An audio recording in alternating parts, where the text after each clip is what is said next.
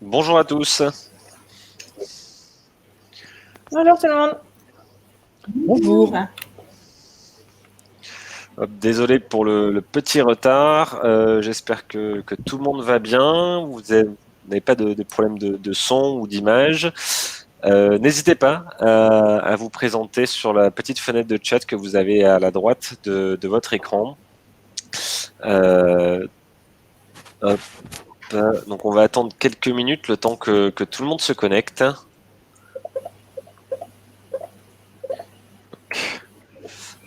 Bonjour Katia, bonjour Camille, Mathéo, bonjour Cyril de Toulouse. Salut Cyril.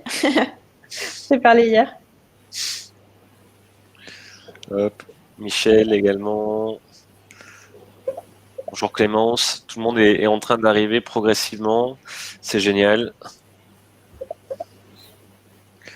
Hop, on va se laisser 2-3 minutes avant de lancer le webinaire. Bonjour Marilène, Morgane, Christiane, Bertrand, Damien, Jocelyne. Marilène.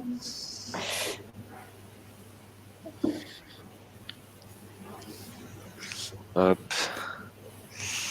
On sait bien, il y a des gens d'un peu de toute la France, je vois. Donc le format webinaire, en tout cas, a l'air de bien fonctionner. Ouais, Bonjour j'ai même Véronique. vu la Suisse sur les adresses connectées. Oui, exact. Hop. Je suis en train de regarder. Caroline également, qui doit être en Suisse et nous regarder. Hop. Bonjour Mélodie, Marie. Hop. Touk touk touk.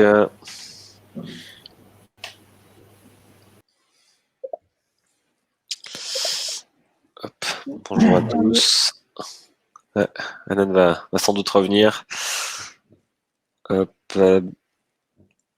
Très bien, allez, on se laisse une petite minute. Bonjour Nicolas. Et nous allons commencer.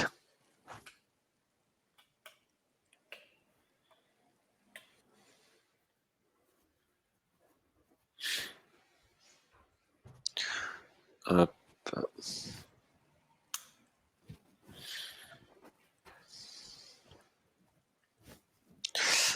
Hop, bah écoute Louisa, je pense qu'on peut lancer tout ça. Ouais. Donc bonjour à tous, merci d'avoir répondu présent aussi nombreux pour notre premier webinaire de 2021.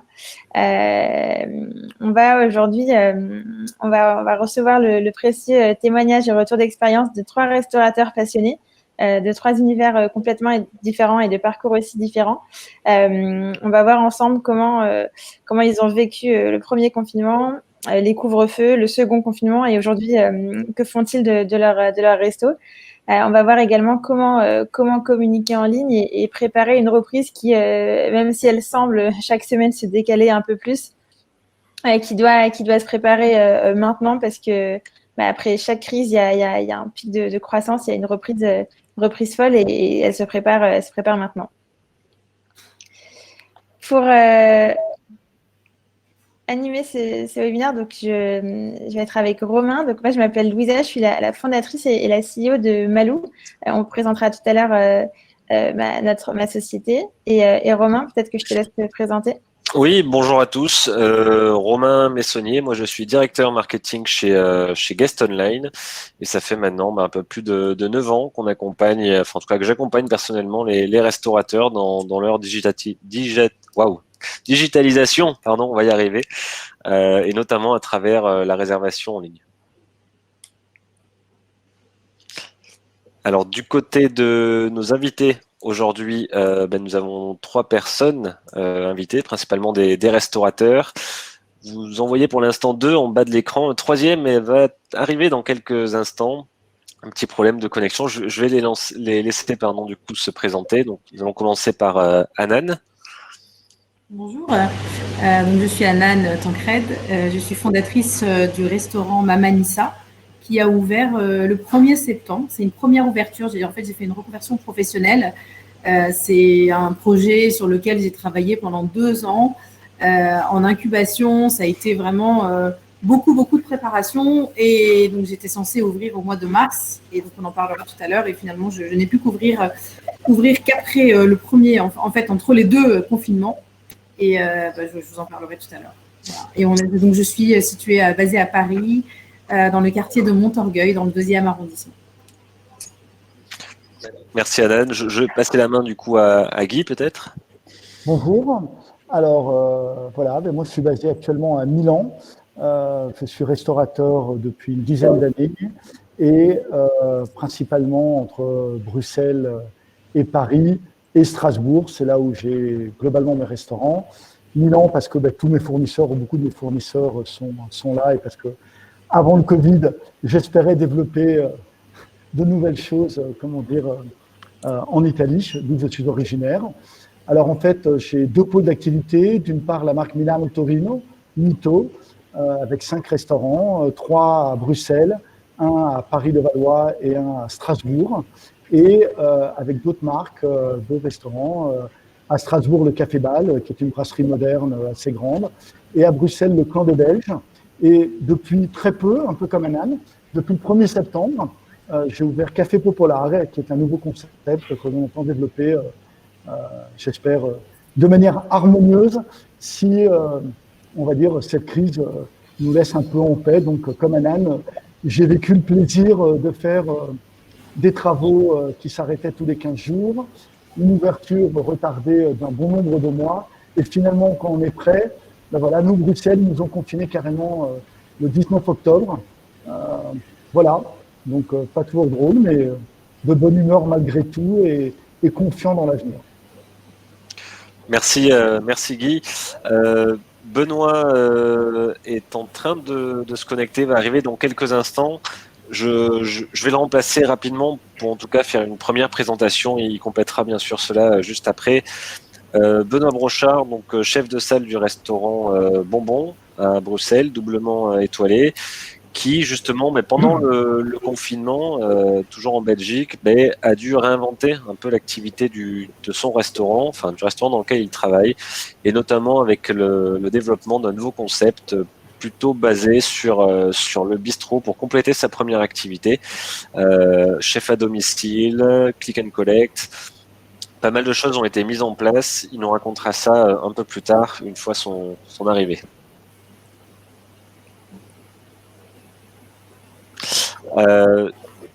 Une présentation assez rapide peut-être de Guest Online. Aujourd'hui, on co-anime en effet cet événement avec Malou, donc avec Louisa qui est ici présente.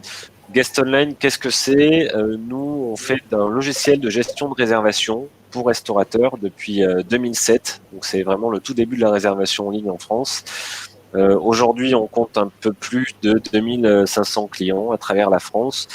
Notre objectif, c'est d'offrir une expérience de réservation unique à l'ensemble des clients de vous, restaurateurs, et d'optimiser bien sûr le taux de remplissage des restaurants, que ce soit avec du prépaiement, de la gestion également du taux d'occupation. On est là pour simplifier le processus de réservation, si on doit résumer tout ça. Je vais passer la main du coup à Louisa pour présenter Malou. Ouais. Et donc Malou, nous on est une start-up, on a 3 ans, bientôt presque 4. Et nous notre métier c'est de mettre à disposition des restos, des services digitaux pour les accompagner à acquérir des clients en ligne.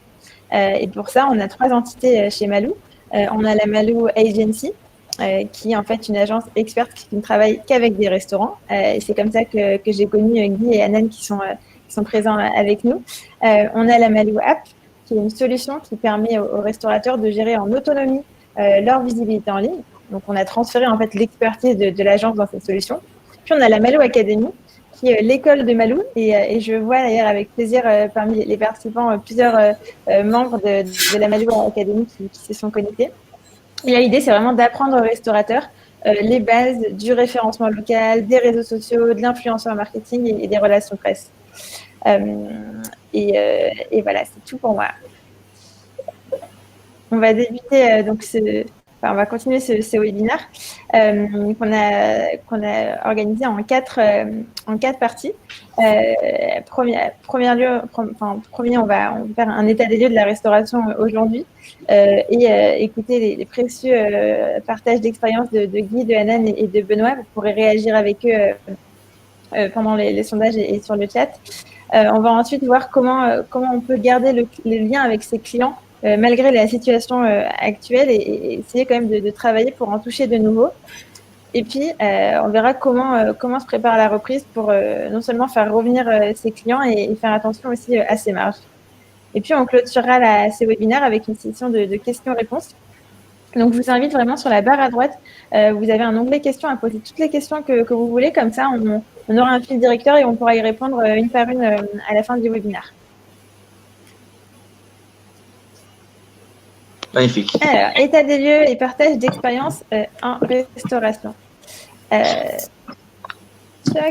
Aujourd'hui, je vous ai mis quelques chiffres sur les performances de la restauration en 2020. Bonjour Benoît. Salut tout le monde, désolé du retard. Toujours des problèmes pour me connecter. Bonjour tout le monde. Bonjour. Bonjour. Si on regarde l'état de la restauration sur l'année écoulée, sans surprise, avec un espèce de confinement qui a commencé pour tout le monde en mars, c'est assez douloureux, jusqu'à moins 78% d'activité sur la partie restauration et les traiteurs qui ont beaucoup souffert aussi de toutes les annulations de fêtes, mariages, de baptêmes, etc. Et si on regarde en France, les régions ont souffert de manière inégale, enfin plutôt similaire, mais avec des gros pic de souffrance en Île-de-France, moins 85% d'activité sur la restauration. Donc, c'est où on en est aujourd'hui. On ne sait pas quand l'activité va reprendre à son plein, mais il y a des initiatives et je pense que Guy et Hanan pourront témoigner, Benoît également, sur comment on limite la casse pendant cette période. Moi, je vais enchaîner avec quelques chiffres. 2020 est sans doute une des années les plus terribles pour de la restauration, que ce soit en France ou au niveau européen, comme peuvent en témoigner sûrement Guy, Hanan et Benoît. On estime à 55% environ de perte de chiffre d'affaires par rapport à 2020, ce qui représente sur l'Hexagone environ 30 milliards d'euros.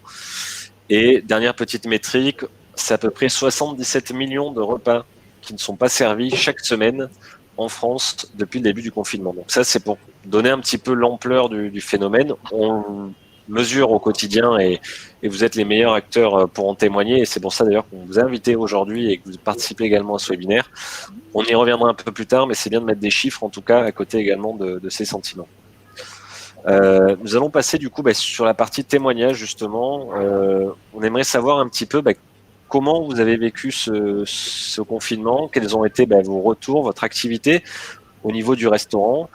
Donc l'idée étant là de faire un tour de table, Hanan, Guy, Benoît, et de répondre peut-être à des premières questions assez simples. Je vais laisser la main du coup à Louisa pour commencer ce tour de table. Ouais, alors peut-être une première question à l'annonce du confinement. Où est-ce que vous étiez chacun et comment vous avez réagi à chaud? Bon, je vais me lancer. Alors, avant même de dire l'annonce du confinement, alors moi j'étais à Bruxelles où je m'inquiétais depuis déjà une petite semaine, même 15 jours, des conséquences possibles liées à la pandémie. À l'époque, j'habitais à Milan, donc on avait été touché en tout premier. Et c'est vrai que j'avais l'impression que ce soit à Paris, à Strasbourg ou à Bruxelles, ou des restaurants, que les gens ne se rendaient pas encore compte de ce qui allait se passer. Et c'est vrai que j'avais alerté tous mes associés en disant attention, ce qui arrive en Italie va arriver pareil, partout. Et globalement, nous, ils sont en train de tout fermer. Donc, c'est vraiment le moment d'essayer de commencer à anticiper cette fermeture pour essayer de limiter au maximum les dégâts. Et j'attendais chaque jour des annonces en essayant de réduire déjà les commandes pour éviter tout ce qui était invendu, perte. Et j'ai commencé tout de suite à préparer l'éventualité de ce confinement. Il est arrivé en tout premier en Belgique et 48 heures après, cela s'est passé aussi en France. Donc voilà, je ne peux même pas parler de stupéfaction parce que le fait d'être à Milan à ce moment-là, dans les mois qui précédaient, m'avait rendu assez sceptique sur la possibilité de passer à travers. Voilà. Donc j'ai pu, dans la mesure du possible, et sur certaines de mes enseignes, qui se prêtaient, grâce aux produits que l'on vendait, être immédiatement réactif sur une partie en livraison, en delivery, les plateformes, ainsi de suite. En revanche, dans d'autres enseignes où ça se prêtait moins, j'ai dû, en quelque sorte, comme tout le monde, renoncer et rester inactif.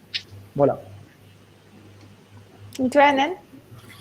Alors moi, pendant le premier confinement, quand les annonces ont été faites, j'étais à 10 jours de l'ouverture du restaurant. C'est-à-dire que j'avais déjà lancé la com sur les réseaux sociaux pour dire c'est bon, on est à J-10 de l'ouverture. J'avais fait une petite vidéo pour expliquer le concept, etc., en disant on va ouvrir cet hiver. Enfin bon, j'étais hyper enthousiaste.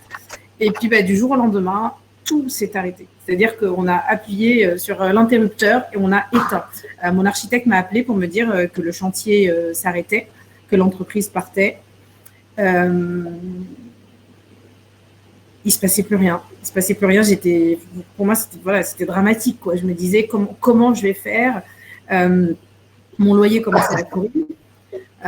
Donc j'avais écrit à mon bailleur pour lui dire que là, j'allais pas pouvoir exploiter le restaurant. En plus, c'était une création. On avait tout créé. Ça faisait des mois qu'on était en travaux, etc. Je lui avais dit là, on va pas pouvoir exploiter le restaurant tout de suite avec le confinement, etc. J'ai même pas eu de réponse. Donc c'était hyper stressant. Mais bon, je m'étais dit de toute façon on n'a pas le choix, donc je suis restée à la maison à attendre la fin du confinement. Et quand la situation est revenue plus ou moins à la normale, quand ils ont commencé à déconfiner, il fallait que je sois raccordée en gaz. Ça, on était censé le faire la dernière semaine. Et là, évidemment, GRDF avait des délais de dingue parce qu'ils avaient tout mis en stand-by. Après, tout a été décalé, en fait. On ne pouvait pas, évidemment, se dire on a déconfiné le 12 ou 13 mai, je ne me souviens plus de la date. Donc là, c'est bon, on va pouvoir ouvrir. Non, tout a été retardé. L'entreprise de bâtiment était revenue, mais au compte-gouttes parce qu'ils avaient du personnel qui avait été mis au chômage partiel. Ça a été hyper compliqué à finir. Et donc, tout a été décalé. On a pu ouvrir qu'au mois de septembre. Et donc ça, c'est vrai que on s'est pris quelques mois de retard. Après, on parlera de la suite, mais en tout cas, voilà comment s'est passé le premier confinement. Merci. Et donc toi, Benoît, si tu veux te présenter en plus rapidement, parce qu'on n'a pas eu l'occasion de t'écouter. Oui, désolé. Donc, Benoît Brochard, directeur du restaurant Bonbon à Bruxelles. Par rapport au témoignage, je vais pas... Nous, ça a été quand même un petit peu moins grave parce qu'on est un restaurant qui est déjà basé depuis 10 ans à l'endroit où nous sommes maintenant. Bonbon, ça a 20 ans d'histoire. Et on a évidemment rencontré des difficultés, comme tout le monde. Je ne pense pas qu'on ait été les plus à plaindre. Nous, ce qu'on avait fait, c'est qu'on avait lancé la création d'une nouvelle boulangerie-pâtisserie. Bon, à chaque fois, c'est des gros budgets. Et on avait commencé les travaux et ça a dû s'arrêter du coup pendant ce premier confinement.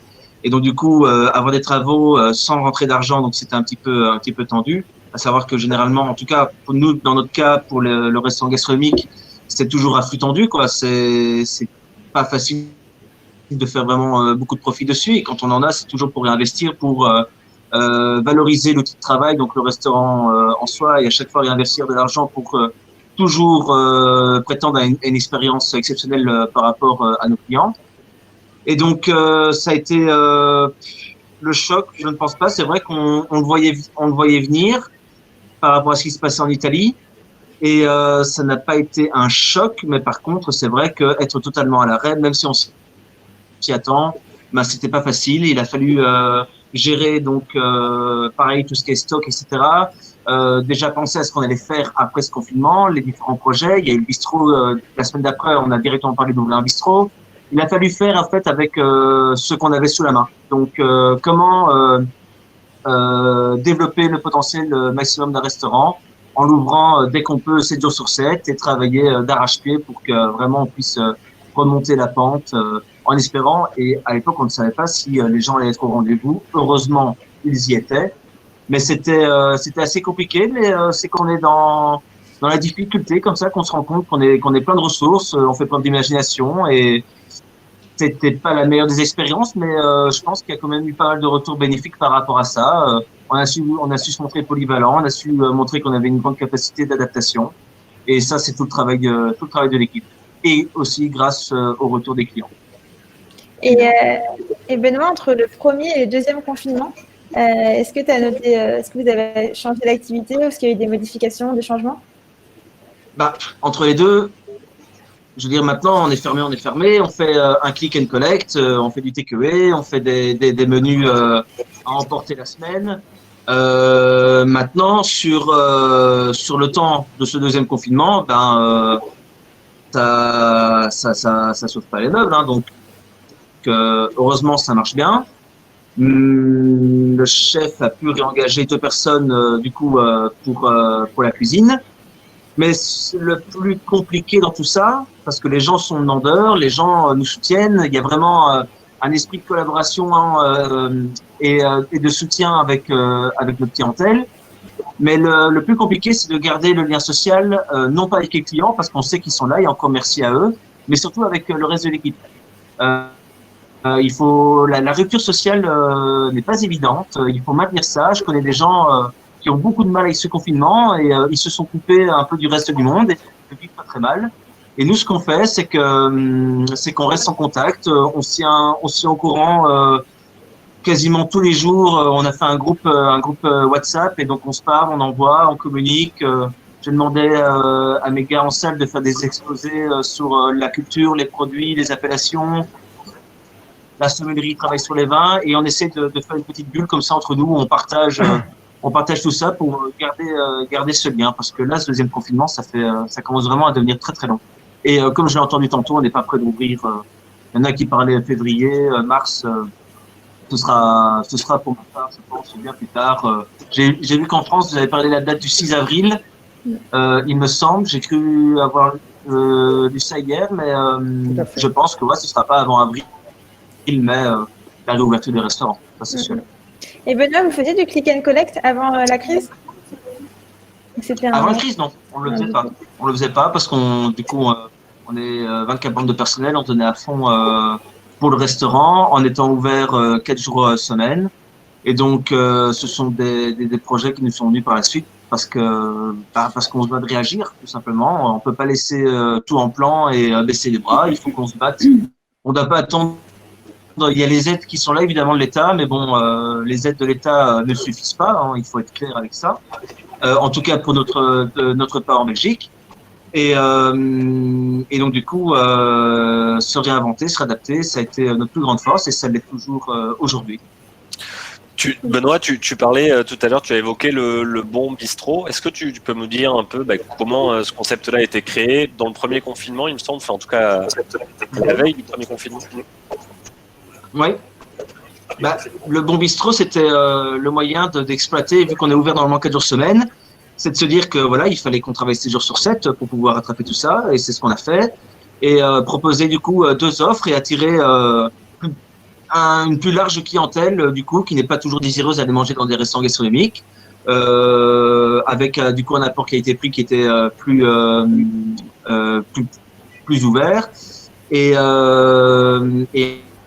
un appel de clientèle qui était plus éclectique, tout simplement. On a proposé une cuisine plus traditionnelle, plus simple peut-être aussi, mais par contre avec toujours la qualité au rendez-vous. Et ça nous a permis en plus de ça de se faire plaisir en faisant d'autres choses, en proposant d'autres offres aux clients. Ça nous a permis de nous divertir et de nous enrichir par cette expérience.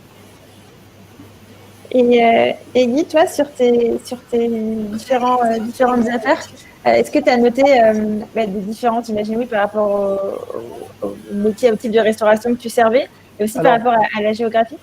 Alors, effectivement, je vais avoir une réponse ambivalente et en tout cas fort différente de celle de Benoît, y compris sur les points de vente belges, vu que je partage un certain nombre de restaurants à Bruxelles. Ma réponse est ambivalente parce que ça dépend du produit. Sur Mito, donc ma marque de pizzeria gourmet, on a bien évidemment fait trésor de notre première expérience et donc on a intensifié tout ce qui était takeaway et tout ce qui était plateforme de manière importante en essayant d'être le plus disponible possible. Et on a constaté que les chiffres étaient au rendez-vous. Et donc nous, contrairement à Benoît, il est vrai que étant sur un produit idéal, entre guillemets, pour tout ce qui est emporté, la pizza, aujourd'hui, on est profitable. On est profitable sur l'ensemble des restaurants Mito, avec une ouverture très faible, avec de très petits créneaux horaires, moins de personnel évidemment, et un coût matière, bien que utilisant des produits de très grande qualité, nous permet malgré tout d'être profitable. Ça, c'est le bon côté. Le mauvais côté, c'est ce que tu disais, un peu comme Yann. J'ai ouvert aussi en septembre un nouvel établissement. J'ai 2-3 grandes brasseries un peu plus classiques, modernes, mais un peu plus traditionnelles, qui avaient la chance d'être toujours remplies, comme le Café Bâle à Strasbourg. Mais le fait d'avoir 250 places en terrasse pendant le confinement, ben, ça ne vous fait pas vivre et les gens ne viennent pas forcément à ce moment-là, ne pensent pas à vous, même si la qualité de votre produit est bonne, pour commander ou en click and collect ou en takeaway ou sur une plateforme. Donc très ambivalent en fonction du produit.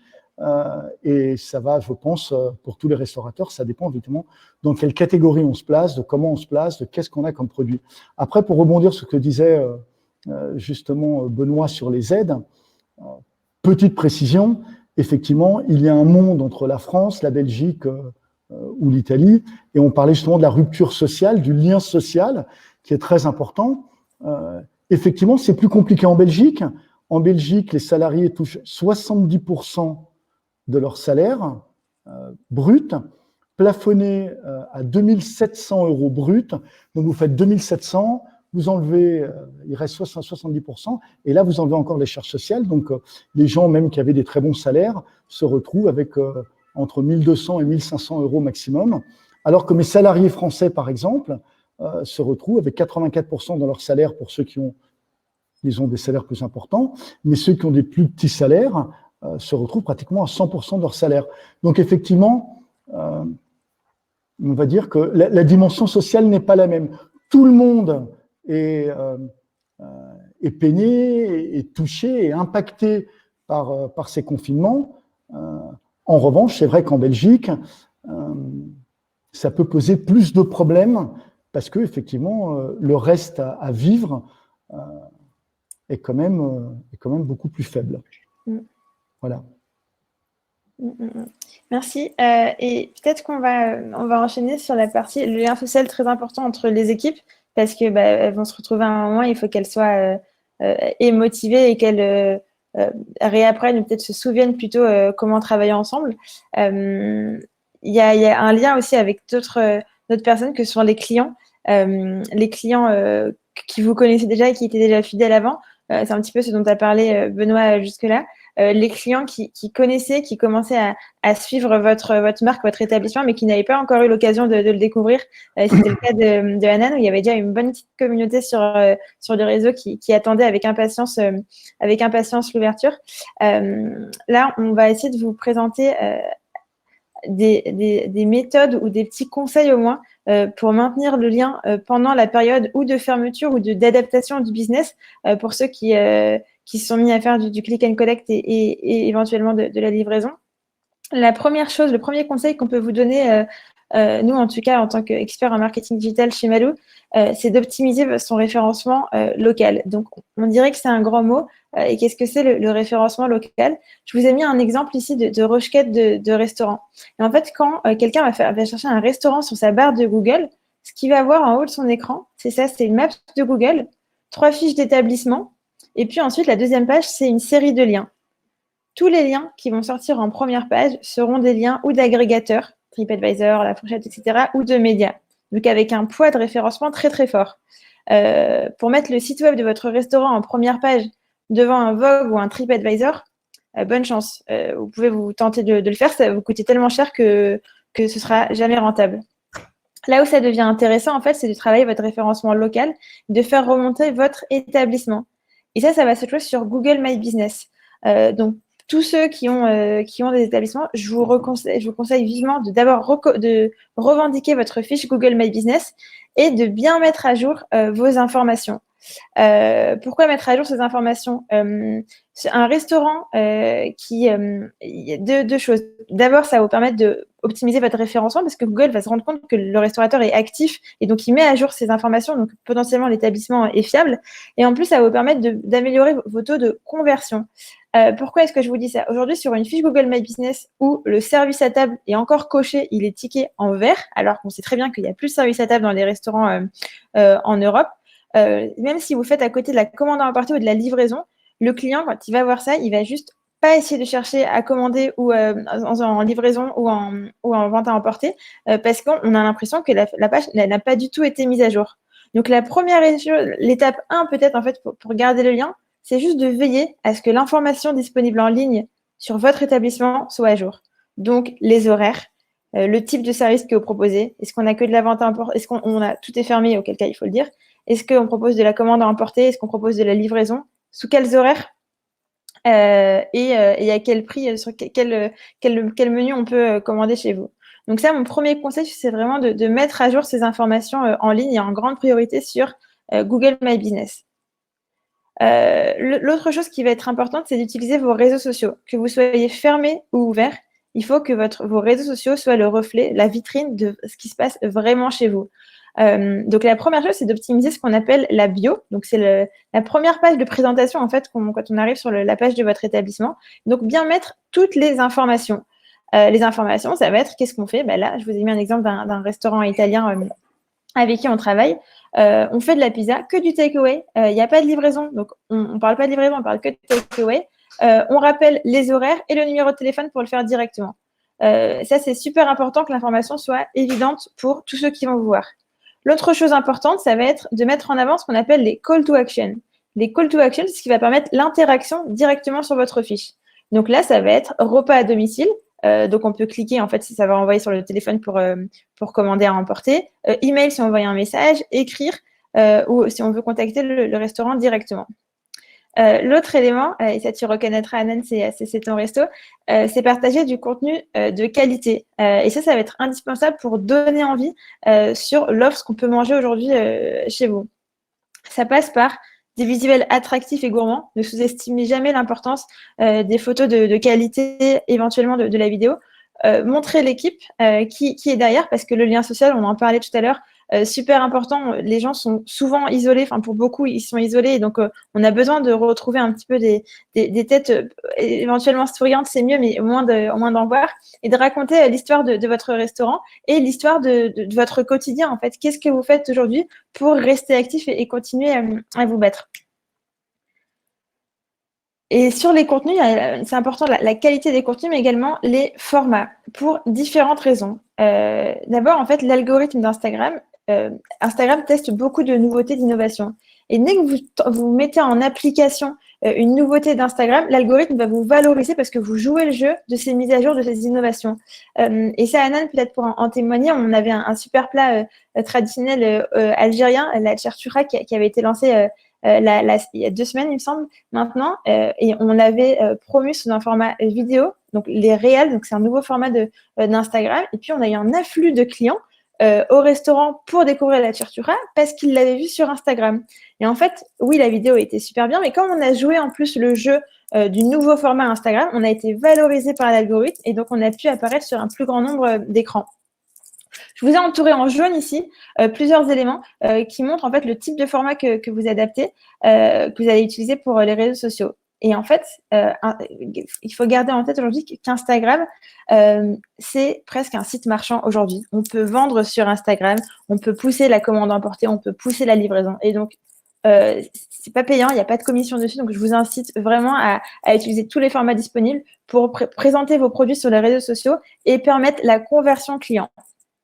Ce qui va être important aussi, c'est de bien modérer vos pages et pour renforcer encore ce lien avec vos abonnés qui vont devenir vos clients, bien répondre à toutes les questions qu'on va vous poser, remercier les encouragements, répondre aux stories, répondre au maximum parce que plus c'est un échange, plus ça va vous apporter de la valeur. Je te passe la main, voilà. Oui, donc là, on vient de parler en effet des communautés que vous avez déjà sur vos réseaux, notamment les réseaux sociaux. Le plus grand patrimoine aujourd'hui du restaurant, ce ne sont pas forcément ses murs ni son piano en cuisine, mais ce sont ses clients. C'est eux qui font tourner la boutique et on s'en aperçoit bien aujourd'hui.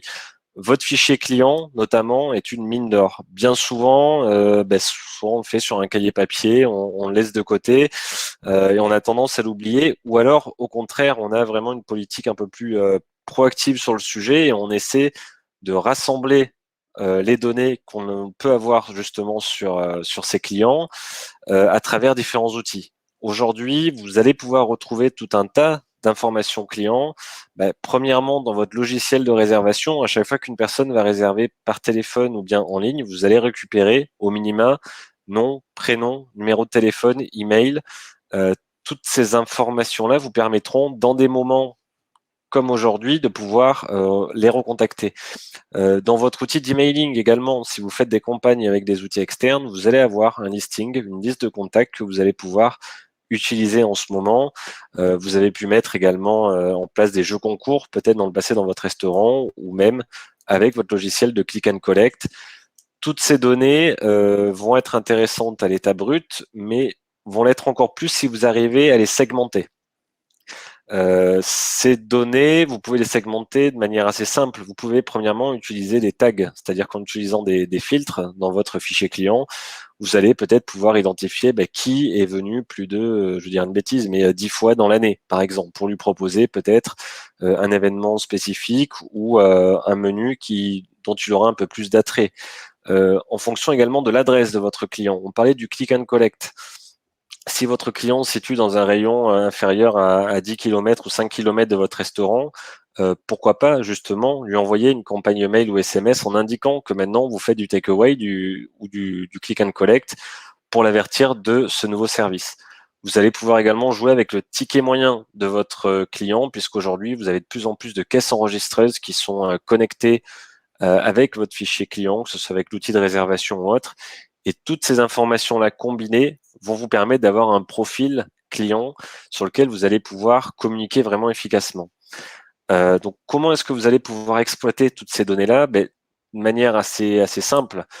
Vous avez aujourd'hui des outils de campagne d'emailing et SMS qui sont vraiment simples d'utilisation.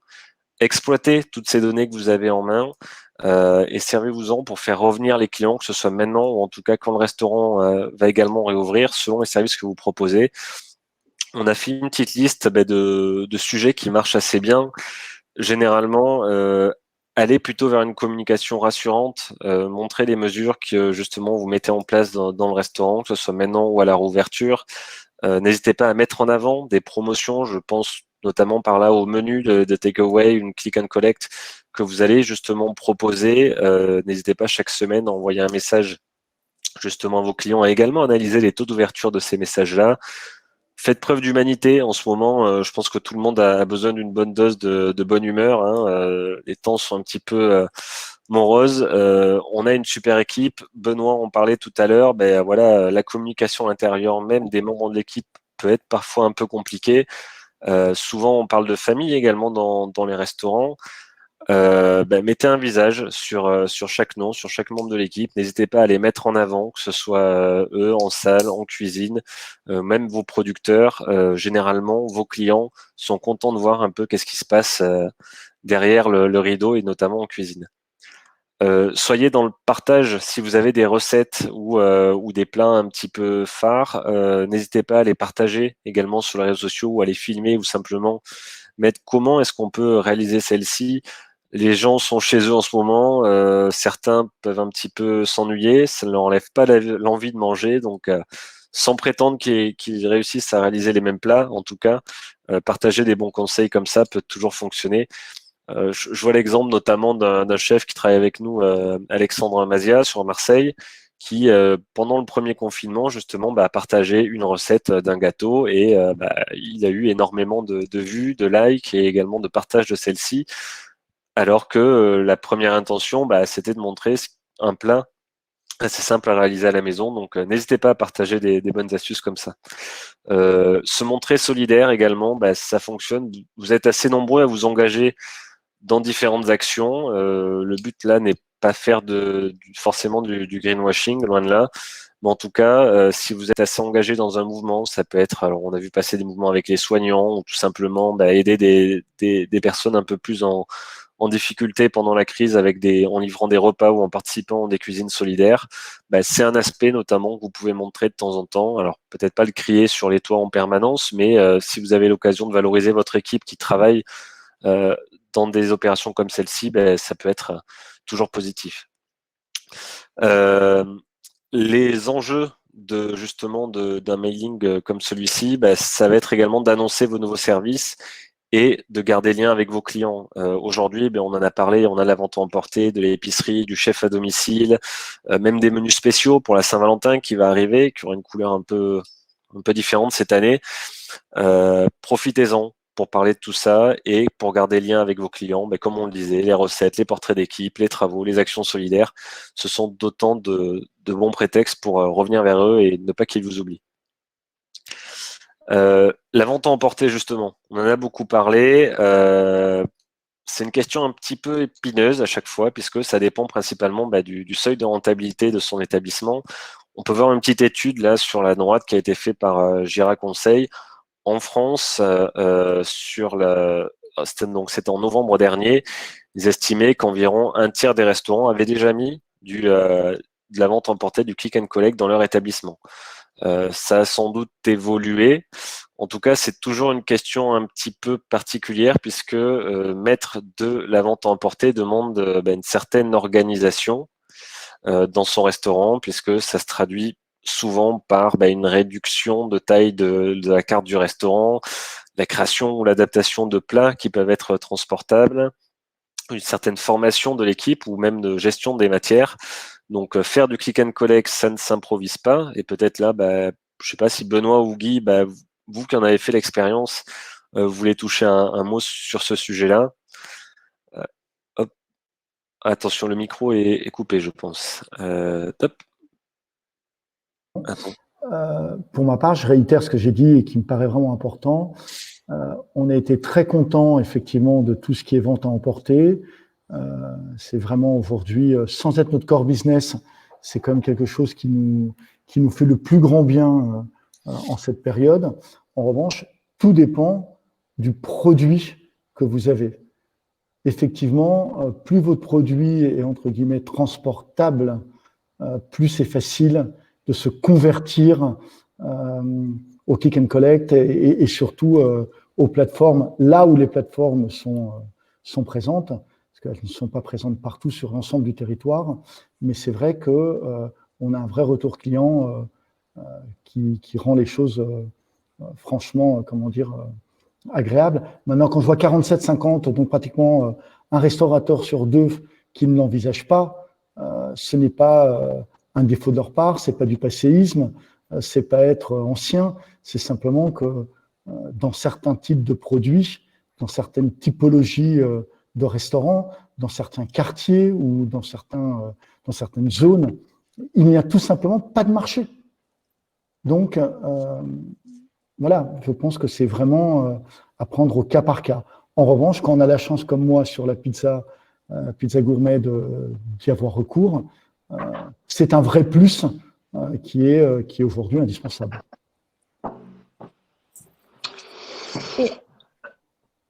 Oui.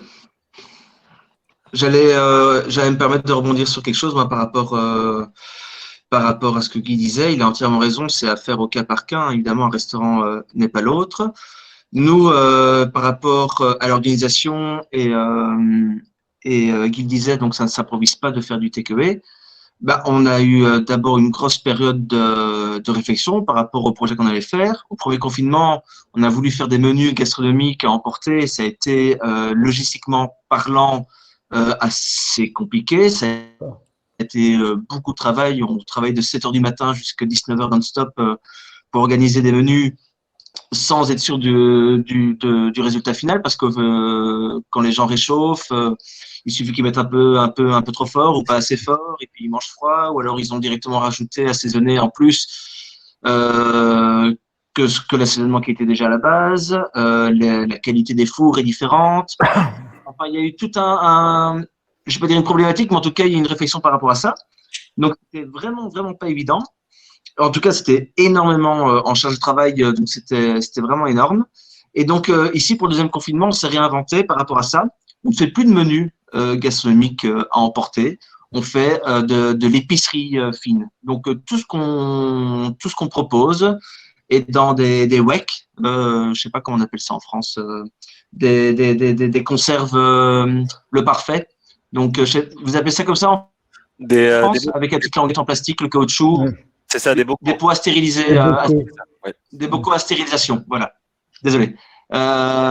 Et donc, du coup, ça permet de pouvoir garantir un stock toujours suffisant dans chambre froide. Et les gens viennent, peuvent l'emporter. Il n'y a aucun souci par rapport au transport. C'est stérilisé, c'est fermé hermétiquement. Donc, on a dû vraiment se réinventer par rapport à ça et pour pouvoir, du coup, garantir une qualité de produit optimale, même quand le consommateur ou plutôt le client doit le préparer chez lui à la maison. D'accord. Mais en tout cas, ça a engendré des frais. Du coup, il a fallu notre local de stock est rempli de bocaux en verre. C'est vraiment des montagnes.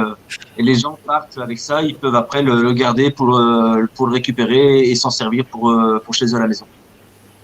D'accord. Anan, peut-être?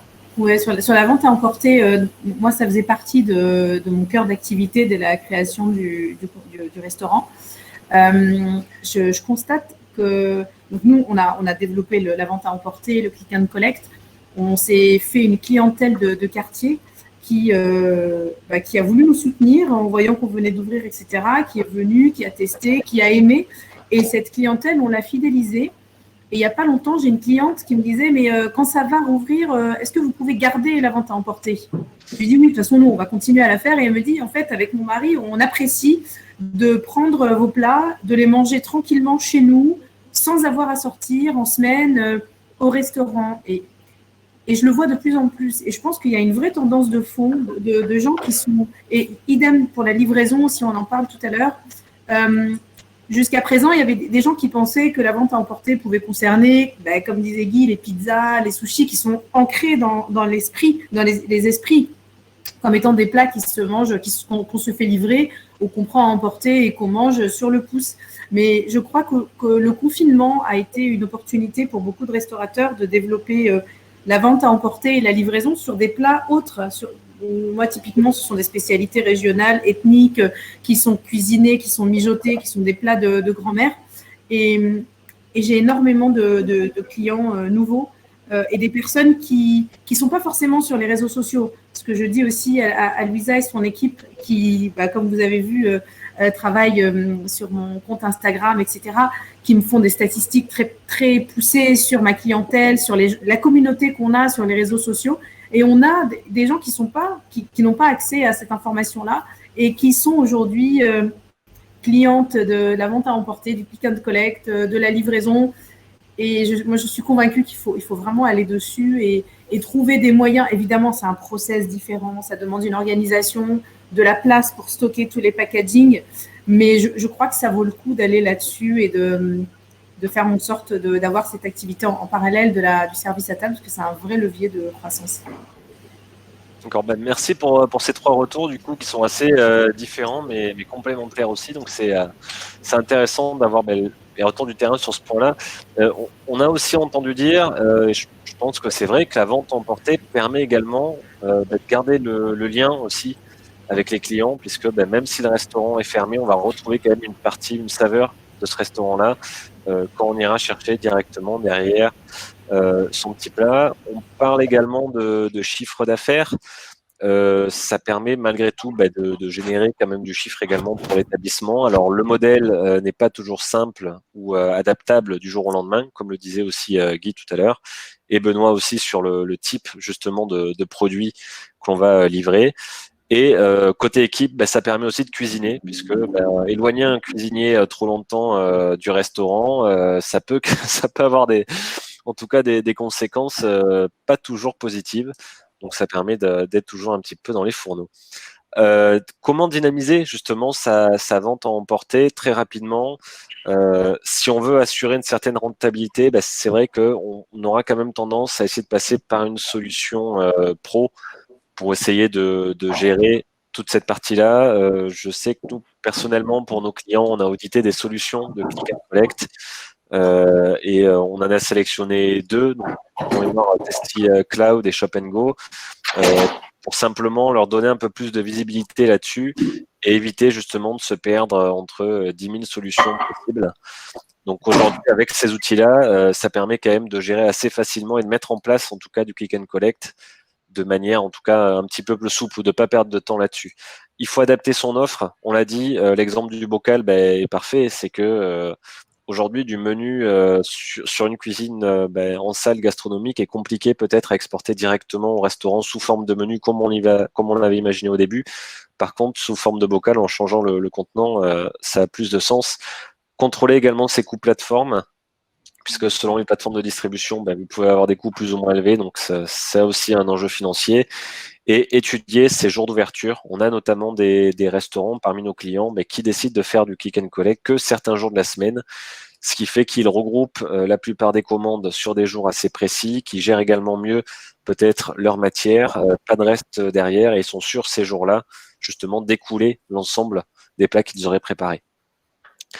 Dernier petit point sur justement la vente à emporter. Aujourd'hui, pour communiquer efficacement sur la vente à emporter, on va quand même privilégier la création d'une page d'accueil sur son site internet. On va également envoyer des newsletters ciblés. Tout à l'heure, Louisa le disait également, on va garder lien sur les réseaux sociaux avec des posts dédiés présentant l'offre et avec des liens également, puisque maintenant, si je ne me trompe pas, Louisa, sur Instagram, il est possible d'avoir un bouton pour du click and collect pour les restaurants et de faire une commande en direct. Et également sur Google My Business, qui est malgré tout le premier résultat en permanence, quand vous mettez nom du restaurant plus ville, qui va apparaître dans Google. Avant même votre site internet, la première image qui apparaîtra sur la droite, quand on passe par Google, donc la plupart des cas, vous allez avoir justement ce petit volet qui va regrouper tout un tas d'informations et notamment la vente emportée ou click and collect qui va figurer sur cette petite fiche. Je vais rendre la main à Louisa du coup pour la partie suivante qui est comment préparer la reprise et faire revenir ses clients tout en préservant ses marges. Alors, bon, il n'y a pas de secret et tu en parlais tout à l'heure, Benoît, effectivement, en France, on parle de réouverture d'ici avril si tout va bien et apparemment, ce sont des prévisions optimistes. Donc, la reprise, personne ne sait quand elle aura lieu. Tout le monde sait qu'elle aura lieu et elle doit se préparer et c'est pas une semaine avant l'annonce de l'ouverture des restaurants qu'on va pouvoir mettre le paquet pour accueillir tout le monde. Donc, comment elle se prépare? En fait, il va y avoir trois types de personnes qu'il va falloir motiver. D'une part, vos équipes, et ça, vous saurez, on n'a aucun conseil à vous donner là-dessus, ni Romain, ni moi, vous saurez le faire mieux que nous. Puis ensuite, il y a les clients qui ne vous connaissent pas et les clients qui vous connaissent déjà. Et donc, ça va être 2 activations assez différentes. Pour les clients qui vous connaissent déjà, tout l'enjeu, ça va être de les faire revenir en direct chez vous. Et je vous ai mis des screenshots de Olibelly. Olibelly, c'est un coffee shop qui fait beaucoup de brunch, de la cuisine un peu australienne, américaine à Paris. Ils sont très, très forts sur les réseaux sociaux. Et en fait, on s'est rendu compte après avoir formulé les conseils, que c'est exactement ce qu'ils avaient fait avant de se lancer en click and collect, parce qu'ils ne le faisaient pas avant, ni en click and collect, ni en livraison. Ils l'ont fait pour le 2e confinement, ils ne l'avaient pas fait au premier.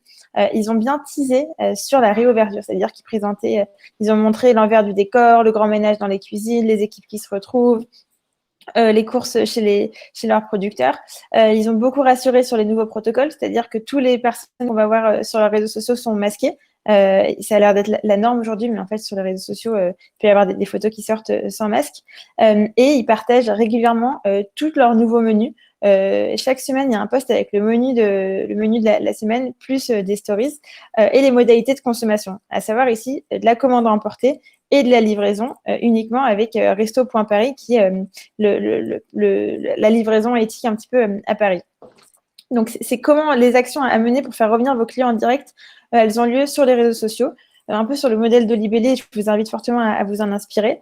Également avec des stories, ça peut être des SMS, et vous avez une action à faire aussi sur Google My Business.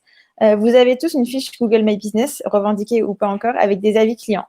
Si vous répondez à un avis client aujourd'hui, ce que ça va faire, c'est que ça va envoyer un email à l'auteur de cet avis pour le notifier de la réponse.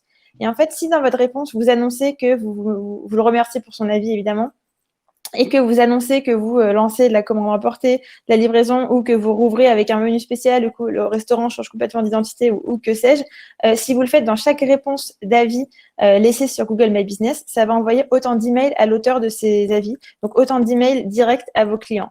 Donc ça, c'est un petit tip. Nous, on l'a fait pour tous nos clients qui avaient repris l'activité, et on avait eu de très bons retours qui se sont confirmés directement en salle.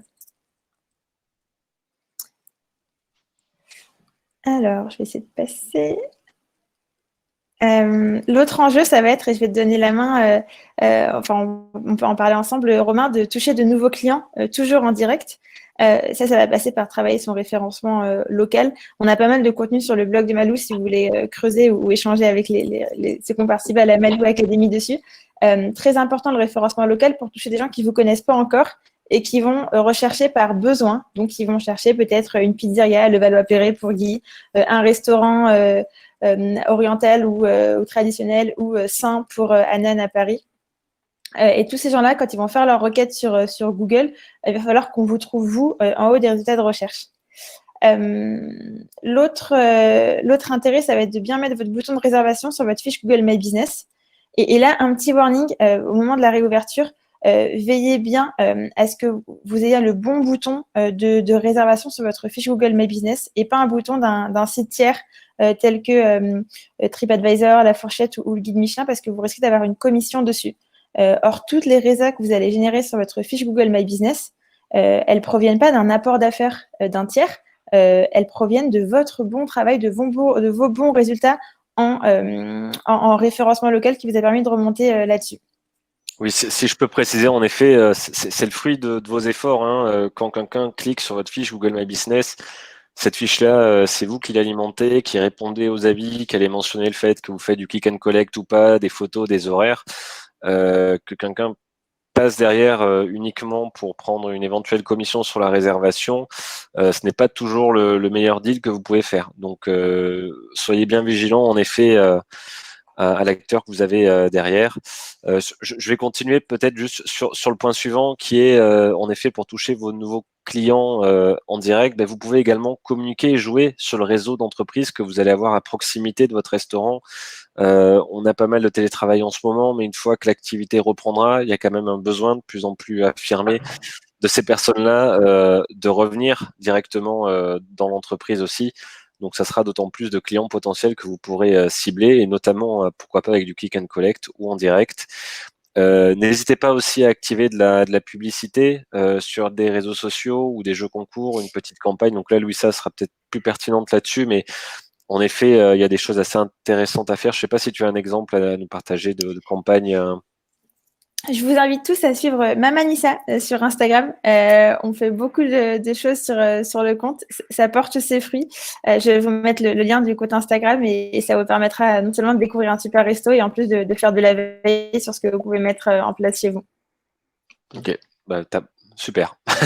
N'hésitez pas aussi à mettre en avant vos actions solidaires et durables. De plus en plus aujourd'hui de clients sont sensibles justement aux engagements que vont prendre les restaurateurs, aussi bien dans leur cuisine, dans leurs plats, mais aussi aux actions qu'ils peuvent mener à côté du restaurant.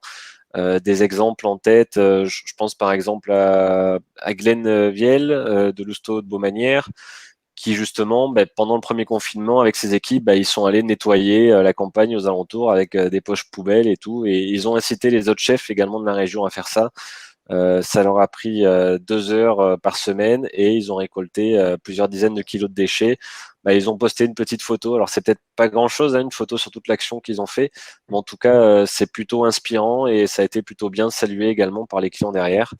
De la même manière, on a des chefs qui ont rejoint l'association Réservation Responsable que nous avons créée il y a quelques années, où ces chefs-là s'engagent en fait à reverser 1 euro par couvert lorsqu'une réservation est faite dans leur établissement à une association qui va aider à financer des projets d'éducation via l'aide alimentaire, donc notamment via la tablée des chefs, l'école comestible ou bien le projet Maratica.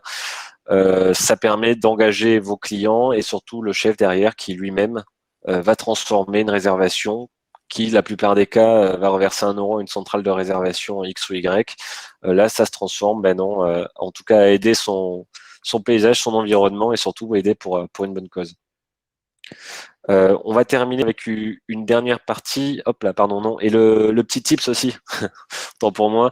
Vous avez sur Google My Business une fonctionnalité de post également. Vous pouvez envoyer des messages et les faire apparaître de manière temporaire sur votre fiche Google My Business. Donc, n'hésitez pas aussi à pousser sur votre fiche, que ce soit des plats ou des nouvelles informations, des nouveaux services que vous proposez. C'est entièrement gratuit, assez peu utilisé et plutôt bien valorisé par Google. Donc, utilisez-le. Voilà. Dernière partie, comment préserver justement ces marges en attendant cette rouverture. Vous le savez, aujourd'hui, la réservation en ligne, c'est un enjeu. On peut plus faire l'impasse dessus, notamment avec cette pandémie. Aujourd'hui, venir au restaurant sans réserver au préalable, ça paraît de plus en plus compliqué pour des raisons sanitaires, mais aussi d'organisation au niveau du restaurant. Donc, pensez à la réservation en ligne et surtout la réservation en ligne en direct, où là, vous allez éviter des commissions et où ce n'est pas basé sur du volume, puisque vous pouvez assez rapidement vous retrouver avec des factures assez élevées, alors que la plupart du cas, c'est vous qui faites ce travail et la réservation est sur votre site internet, votre page Instagram, votre page Facebook ou sur Google My Business. Évitez de vous faire taxer là-dessus. Vous êtes déjà suffisamment taxé sur d'autres pôles, donc celui-ci, vous pouvez le prévenir. N'oubliez pas de mettre en place également de l'empreinte bancaire ou peut-être du prépaiement. Aujourd'hui, chaque table compte. On sait que les capacités sont limitées. Un no-show, ça fait très mal et encore plus en ce moment quand les restaurants vont réouvrir. Donc, protégez votre activité avec la mise en place à la réservation, éventuellement sur certains jours ou certains services peut-être un peu plus critiques, d'empreinte bancaire. Ça capturera l'empreinte bancaire du client en cas de non-venue de ce dernier. Vous serez à même de débiter une somme sur sa carte bleue. Généralement, vous n'avez pas à le faire puisque ça suffit pour sensibiliser le client et que vous puissiez travailler correctement et qu'il respecte aussi votre activité. Optimisez votre taux de remplissage. Bien souvent, vous avez un nombre de tables, on le dit encore une fois, assez limité. Quand vous avez à répétition un groupe de 3 personnes qui va occuper une table de 4, etc., alors que vous avez 2 tables de 2, oui, c'est le travail du chef de salle d'améliorer justement ces tables-là lorsqu'il va le placer sur son planning et sur son plan de salle. Mais n'oubliez pas que vous avez des outils pour vous accompagner là-dessus. Je pense notamment au moteur de gestion de réservation par la table qu'on propose, où là, vous allez pouvoir justement proposer des capacités en ligne qui vont être basées sur vos tables et non pas sur un compteur bête et méchant. Donc, c'est des petites astuces qui vous permettent d'augmenter en tout cas le nombre de personnes en salle. La liste d'attente aussi. Bien souvent, vous avez des clients ou même des touristes, il y en a un petit peu moins en ce moment, qui vont vouloir réserver sur des jours assez précis, le vendredi, le samedi. Vous n'avez plus de place et généralement, ça se solde par non, désolé, nous sommes complets, le téléphone qui raccroche ou aucune réservation au bout.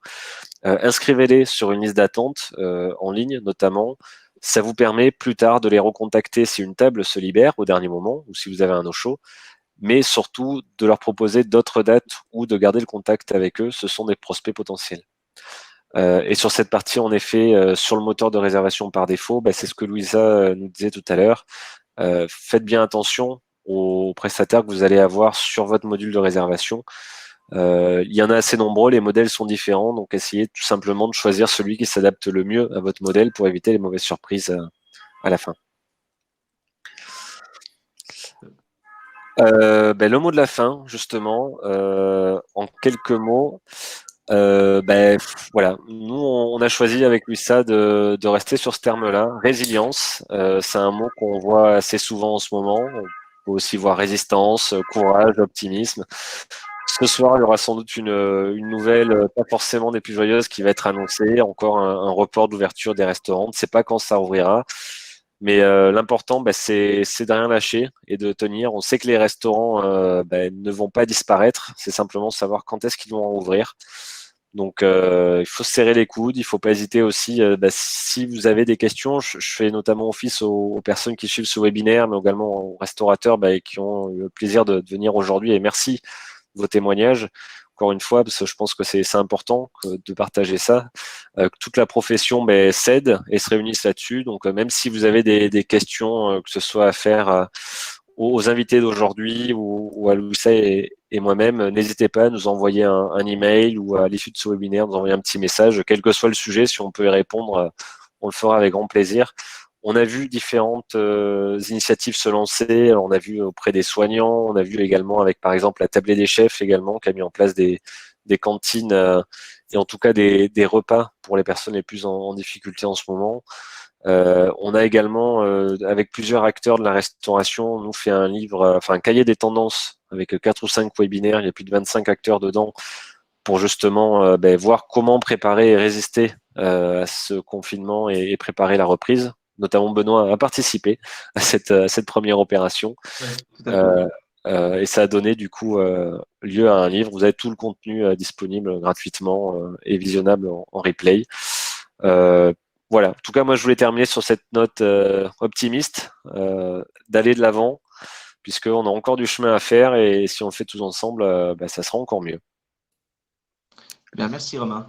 Merci également pour tous les bons conseils. Et merci à tous pour les témoignages. Merci beaucoup.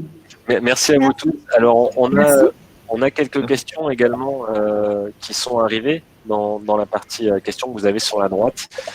Si vous avez des dernières questions, n'hésitez pas à les poster ici. On répondra aux 4 ou 5 premières questions, parce qu'on a déjà dépassé un petit peu le timing, si on peut. Et ensuite, les autres questions, on pourra vous y répondre directement par mail. Louisa, je te laisse peut-être commencer. Ouais.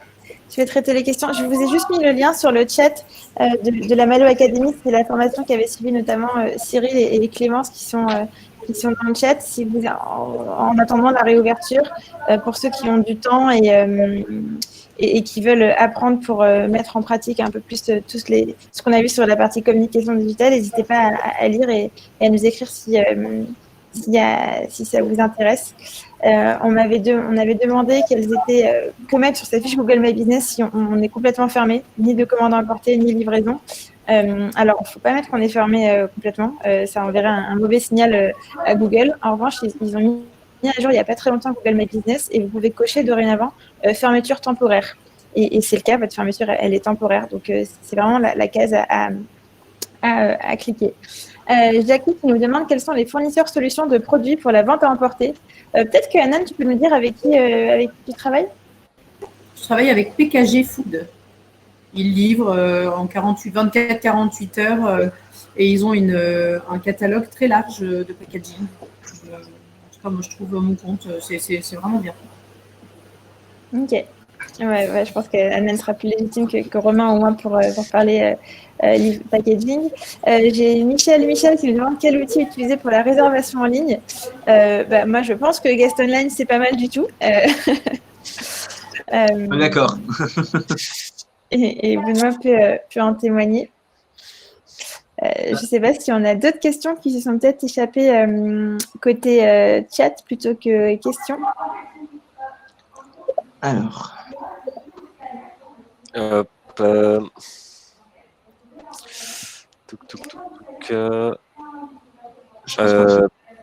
pense qu'on a fait le tour également. De toute façon, on ne va pas vous retenir plus longtemps parce qu'on a déjà dépassé 10 minutes le temps annoncé.